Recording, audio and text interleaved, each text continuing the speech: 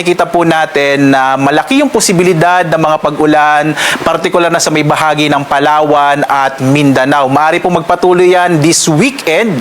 Kaya po patuloy nagpapaalala tayo sa ating mga kababayan dahil nga malaki yung posibilidad ng mga kalat-kalat na mga pag-ulan, pagkidlat, pagkulog. So posible pa rin po yung mga flash floods and landslide lalong-lalo na sa ilang mga lugar ng Palawan at ng Mindanao. Samantala, mapapansin po natin mas kakaunti po yung mga kaulapan dito sa may area ng Luzon at Kabisayaan. So inaasahan natin this weekend na malaki pa rin ang posibilidad ng maliwalas at mainit na panahon ng mararanasan, lalong-lalo na nga po sa Luzon, pero posible pa rin ang mga localized rain showers and thunderstorms, lalong-lalo na po sa ilang bahagi rin ng Kabisayaan. Makikita rin natin na as of now, wala po tayong minomonitor na anumang low pressure area sa loob at labas ng Philippine Area of Responsibility. So possible po this weekend, maliit pa yung posibilidad na magkaroon tayo ng bagyo sa loob ng PAR. Lalo't easterlies pa rin ang nakakaapekto sa ating bansa.